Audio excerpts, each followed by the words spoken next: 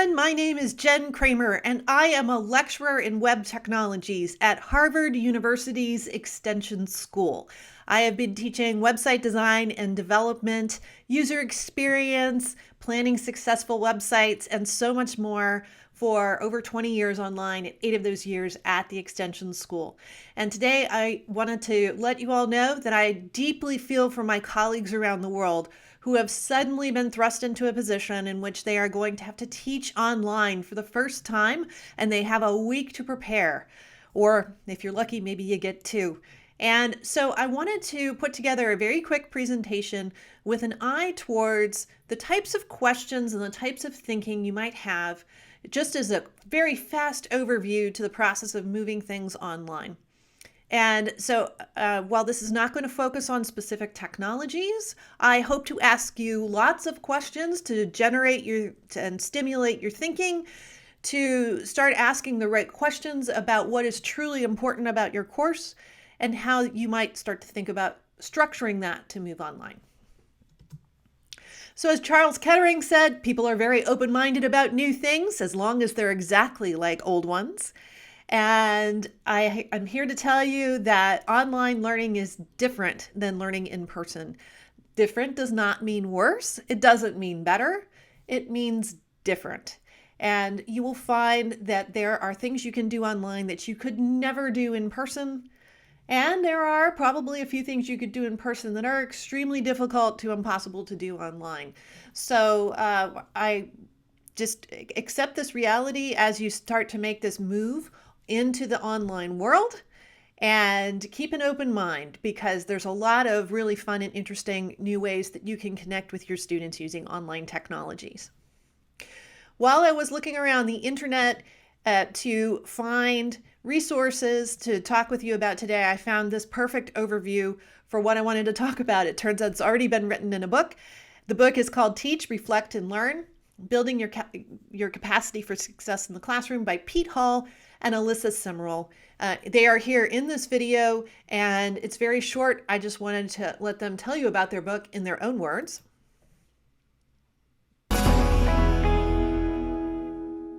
Mark Twain says it best. He says, reflection is at the beginning of reform. So what we did is we created a book that was for teachers. So it puts their professional development in their hands and walks them through step by step the thinking process that takes place. And really what we're talking about is the reflective cycle, which is being aware of the reality of your classroom, then being intentional in your actions, assessing whether or not you got the desired effect of those actions, and then adjusting and adapting as necessary. So pretty perfect. Pete Hall just outlined the entire topics for discussion here today. And so to repeat those again in written format, it is like this: be aware of the reality of your classroom. Be intentional in your actions. Assess whether you got the desired effect of those actions, and adjust and adapt. And I'm going to talk you through every single one of these particular points. So let's go ahead and start with being aware of the reality of your classroom. You now have an online classroom. It's radically different than whatever room you've been visiting for the last several weeks. It's a mid-semester shift. It is jarring to everybody involved. Your students have potentially had to move out of their dorms, as they did here at Harvard. They have had to go somewhere maybe where they have internet access, maybe they don't. You are new to this process. You have never taught online before. Your students have never learned online before, potentially speaking. And so we have to figure out really quickly what is going to work and what is not going to work in a very short frame of time.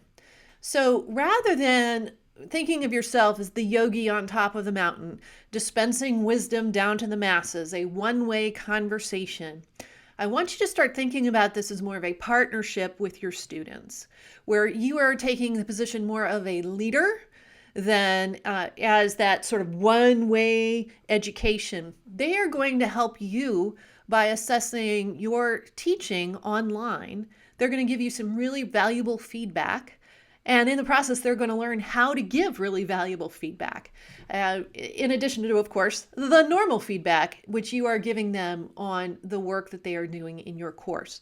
So do try to frame it in that way, that you are trying to learn from them every bit as much as they are trying to learn from you. And I assure you, this first time teaching online, you are going to learn so much. It's going to be great. So I would encourage you to start with doing a tech check for your students. You want to ask them whether they have internet access of some kind. Not all of them do. Some of them may be very difficult for them to get internet access. When I was teaching in Vermont, it was very difficult to get internet access in the mountains. So be sure that they have internet access of some kind. What kinds of devices are they using to access your course? Hopefully they're using laptops. Some of them may be using tablets like iPads. Maybe they don't have a keyboard. Maybe they're trying to do it all by phone. You need to find out if they have adequate bandwidth to be doing some kind of video, whether that's watching video or if you're going to try doing something in terms of a web conference. Are they able to participate in that format? And what other demands do they have on their time right now? Sometimes they've gone home to their families. You may think of them as just laying around the house all day watching videos. But in some cases, maybe they went back to the farm, they're going back to work, or maybe they have to work. Maybe they're trying to find some kind of job that they can hold while they're trying to do their coursework in the evenings and on the weekends. So be sensitive to that, and you may just want to check in with your students as they depart your in-person classroom and find out what their lives are going to be like when they get home. You'll also want to do a tech check with your school. So first of all, you want to find out what learning management system you're using. It's called an LMS. If you hear that acronym tossed around, LMS, Learning Management System. And typical examples are Canvas, Blackboard, Moodle, Sakai. There are many others. If I didn't say the one that your school is using, it's probably an LMS. If it's a place where you are the teacher and they are students, it's probably an LMS. If it's going to be relevant to the work that you're doing, you will want to find out about what's available for your video conferencing software, whether that's Zoom, which is one of the most popular options, but there's many others that could be used if you don't have access to Zoom. And then finally, you're going to need to think about other technologies you might be missing. For example, in my field, if you were teaching a graphic design course, Adobe Photoshop might be really important. And it could be that your students have been using that in the computer lab at school. And now somehow they need to get access to Adobe Photoshop at home, hopefully on a computer that can handle it. So you will need to do a gap analysis, figure out what kind of software they need to have on their computers at home that they might not have, and try to find substitutes for it if it is expensive software. So there's lots of Photoshop substitutes out there. If they can get their work done using an alternative to Photoshop, then that might be worth exploring. And by technology, we also mean simple things too. For example, you may not have access to a whiteboard in your home. So what might you do instead? One of the more brilliant solutions I've heard is taking your phone, using it as a camera, and placing it above a piece of paper on your desk. Maybe you can just draw on that while your camera is filming you drawing on a piece of paper. So these types of technologies, you're going to want to think about what you have and can use, what you are missing, and how you are going to address the difference in those technologies. Once you have the technology pieces figured out, I want you to test your tech, okay? And testing is really, really critical in the software development process. You're all going to get a taste of it now. So first of all, I want you to gather up any teaching assistants that you have, your graduate students, or just your family, your friends, or your colleagues. You just need some warm bodies who would be kind enough to log on and help you out, give you a little bit of feedback on what's going on, being understanding when you are talking away and your microphone is muted, for example, so that you can make all of those mistakes in front of your friends and your family. If you do it with your colleagues, you can give it a try, then you can switch and they can give it a try. So just going ahead and just run some tests and make sure that you're clear about what you're doing so you can help your students. If you're going to use this tool like Zoom, I recommend practicing a Zoom session. So the best way to do this is as follows. First of all, there's a chat feature inside of Zoom where people are typing potentially while you're talking away. It's a great way for students to ask questions as you are talking, and those questions can be there inside of the chat. The problem is if you have a really, really big class, those questions can get buried very quickly. So you need somebody to just sort of monitor that chat for you and let the conversation go on over there in the corner while you are giving your lecture, and have somebody just pulling out the questions for you. And it could even be your 10, 11, 12-year-old who helps you out with this. All they need to do is be able to read and understand what a question is in order to just pull them off and give them to you so that you can address them afterwards. Zoom also has a feature called breakout rooms. This would allow you to take your classroom and break it into some number of rooms with people in them. So if you have a class of, let's say, 50 students, you could create 10 breakout rooms, each with 5 students in each one. You could assign students to specific rooms, or you can let Zoom make that breakout for you. Send them off into those little individual discussions where they can have peer discussions, and then you can bring them back again to share whatever results that happen as a result of those discussions. But the technology behind that, you should practice. So get a bunch of people together and see if you can make that work. Finally, there's another feature in Zoom called polls, where you can ask people to, how are you doing? Or maybe you have specific answers to test for comprehension of what you were just talking about. So just quick little multiple choice types of polls that'll give you that sense of whether people are understanding what you're talking about, or whether you're ready to move on, or whether you need to give more examples. So Zoom polls are something, if you just type that into Google, you'll find all of the technology help that you need in order to set those up ahead of time and ahead of class so you can try them out. Even if you're not using Zoom, you're probably using an LMS, that learning management system, and I would strongly encourage you to test your learning management system layout with someone who is not familiar with your class. They don't need to know whatever topic it is that you teach. They just need to be able to get into your learning management system screen and figure out things like, what are all of the things I need to do this week? What exactly do I need to turn in? What exactly am I generating for my work this week? If somebody with no background in your area of expertise is able to get in to the LMS and understand exactly what they need to do, answering discussion questions, or doing some kind of writing, or reflecting on something, whatever it happens to be, then if they can't figure out your course, neither can your students. So test early, test often, and make sure that people are able to get what they need out of your course, even if they're not subject matter experts. Part 2 of this process, being intentional in your actions of this particular framework.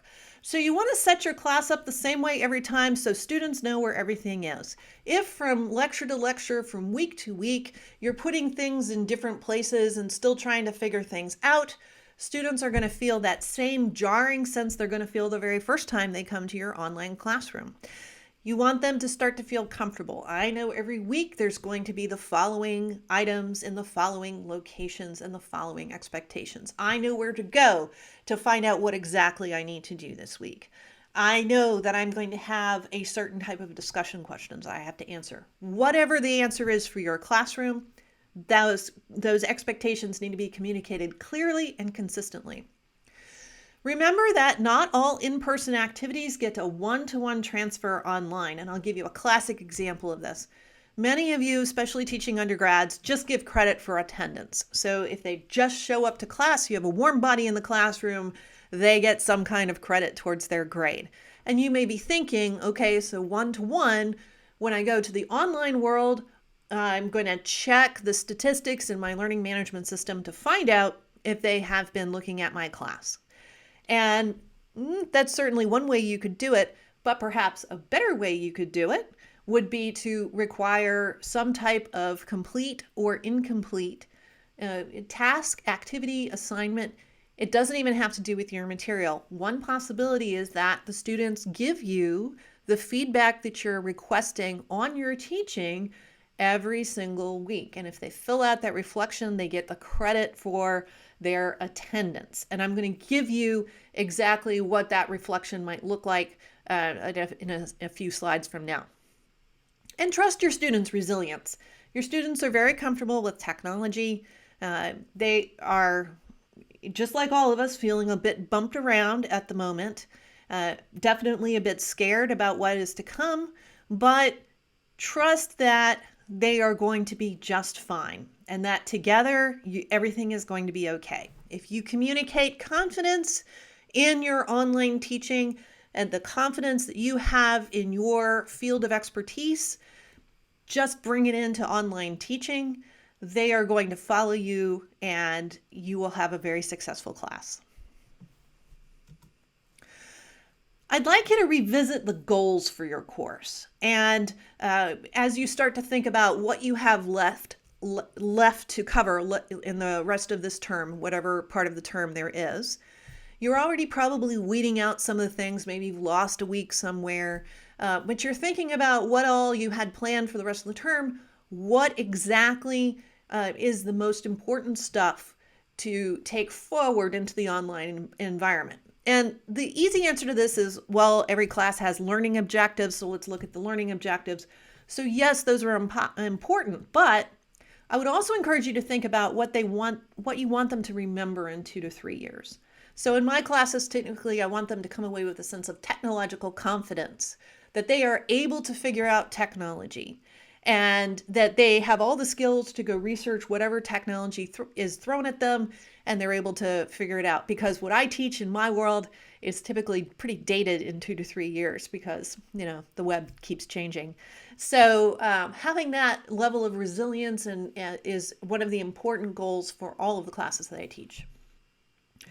Take a look at whatever, if your course is a prereq for something else that's coming later and they need to be prepared for whatever course is next in your series, you need to make sure that you hit whatever material it is that you need to cover in order to reach those prereqs for going forward. And then what I want you to do is to go through your plan for the rest of the semester, the one you would have been doing in person, and measure those activities, the exercises, and the assignments against that set of goals that you just synthesized. And then be really ruthless in terms of throwing everything out that doesn't further those types of goals. If it only furthers one goal, if it's a really minor kind of thing, that's probably something you want to throw out. If it's something that you do that's kind of fun, maybe you want to throw it out. Maybe you kind of want to keep it in. You're going to have to make a whole lot of decisions in terms of what exactly it is you're going to cover. But the best advice I can give you is simplify, simplify, simplify. And just keep making it simpler, more focused, and is as simple as you can get it that meets the goals that you need to meet. It's a great time to strip away anything extra.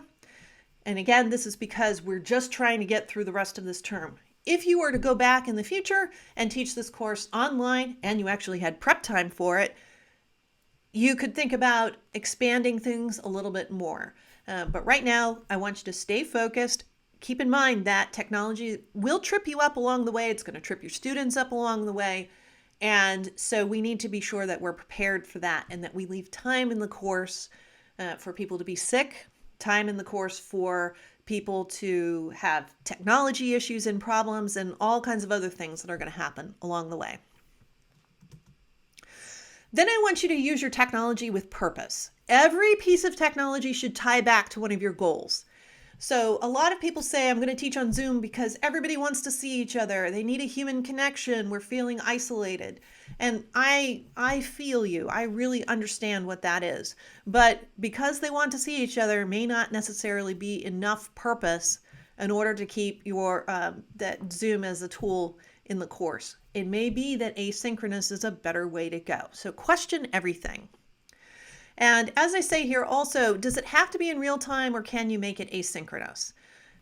Are they all in the same time zone? Maybe they are, maybe they aren't. Are they all do they all actually have access to a laptop and a webcam and a microphone? And are they able to get online? Are they able to do everything? Or are they trying to fiddle with a phone or a tablet? Imagine them trying to write a paper on their phone. Wow, right? Okay, so you're going to have to think really carefully about whatever technology requirements you have, because every additional piece of technology may wind up excluding some students. And I know that you don't want to do that. In your very first week of class, I would strongly encourage you to just practice all of these online techniques. Just get the students in the classroom, give them just some basic things to do. Make sure their camera and their microphone work. That's really basic stuff, but you'd be surprised how difficult that is. Practice what it's like to be in an online learning session. When your students came to college, they'd been to school before, and college is in person is not all that different than, say, high school in person. But they have no mental model of what an online course is going to look like or how it's going to work. And so you need to model that for them so they know what to expect. Discuss manners and etiquette. How exactly are you going to run your class? How do we make sure that only one person is speaking at a time? That type of thing. So what is acceptable when posting something?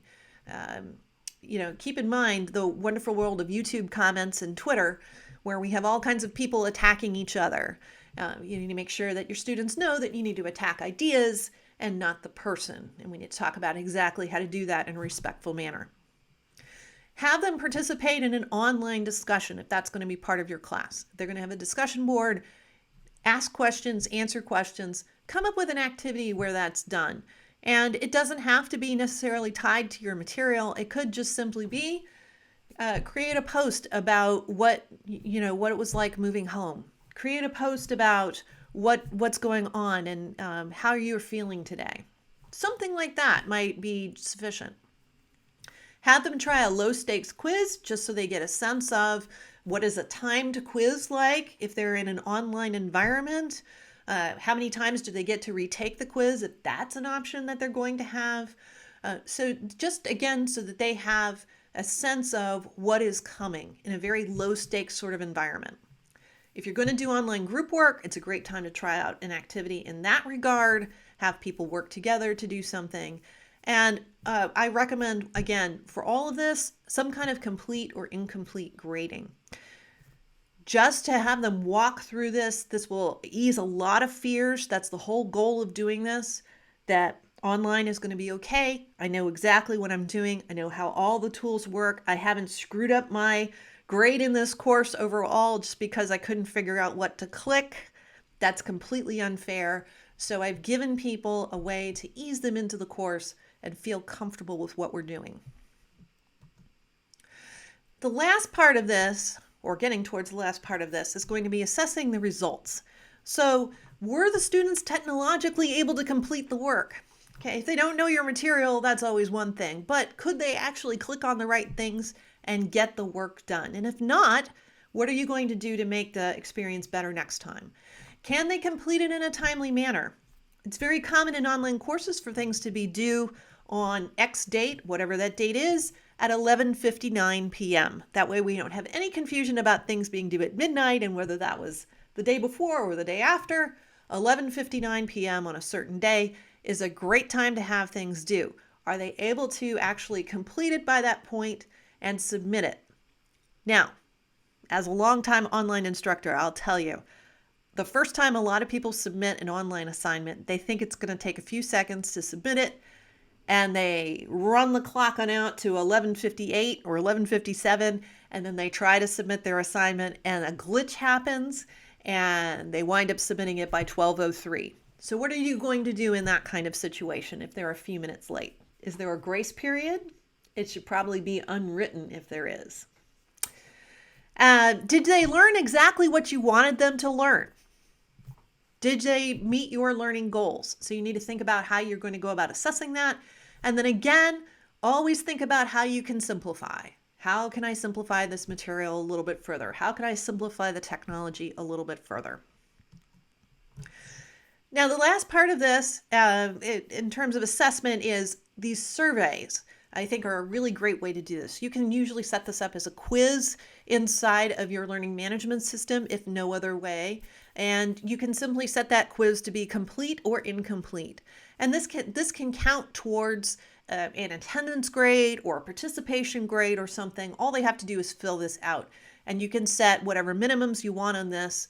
But basically, it's 3 questions with a blank where they can write in whatever they want. So first of all, what did you like the most or love about learning or love learning about this week? So tell me what went really well for you. What was engaging? And that's going to be useful to you because if this was engaging, if this activity was engaging, this presentation was engaging, then that is going to be really valuable to you. What else can you model in the rest of your curriculum that will be like that? Second, what questions, challenges, or fears do you have? And goodness knows there's a lot of this going on right now. So let people ask that additional last question, the I wonder types of questions. What are they still wondering about? What are they not clear on in terms of concept? Or what are they afraid of? Maybe they are trying to take care of someone who is sick at home while they are trying to take the course, and they're very concerned about how that is all going to shake out. This is a great time for you then to reach out to that student individually and coordinate. How are you going to manage their work going forward? And then finally, is there anything else you want us to know? So if it's not covered by one of the first 2, it's covered by the last one. So they can say, hey, I'm 5 separate discussion questions this week were 4 too many. I'm very confused about which discussions are required. I thought the quiz format worked really, really well. Whatever it happens to be, they can give you that kind of feedback. And so I would encourage you, especially those of you who are teaching online for the first time, ask these questions at the end of each one of your week's worth of work and have the students get you this feedback. You're going to find it extremely valuable as you do the next step, which is adjusting and adapting. So please give yourself permission that you do not have to be perfect for this. I know that you are an incredibly smart human being because that's who becomes college professors. And your students know that you're an incredibly smart human being too. But you've been put under absolutely impossible circumstances.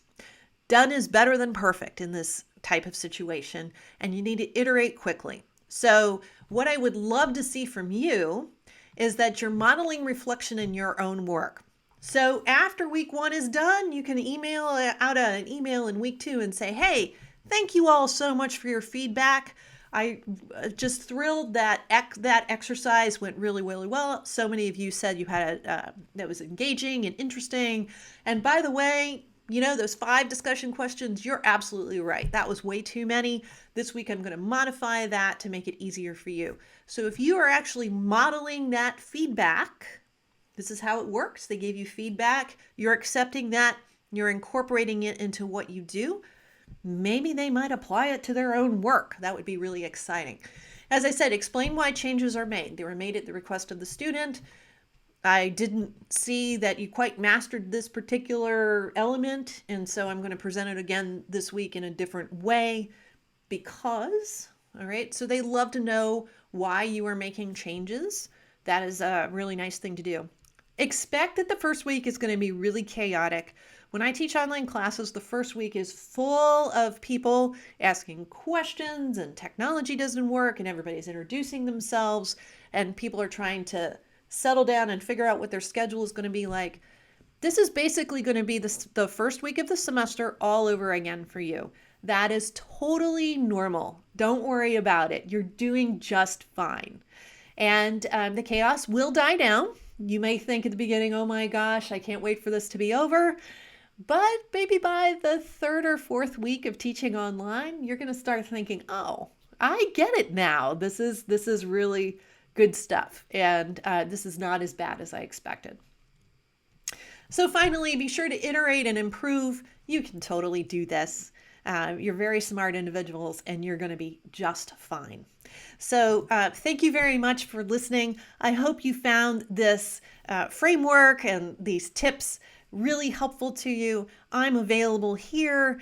Feel free to follow me on social media, download the slides, and share this video with any of the other instructors you know who are in this situation. My heart goes out to all of you. Stay safe, stay healthy, and I hope to see you online. Thanks.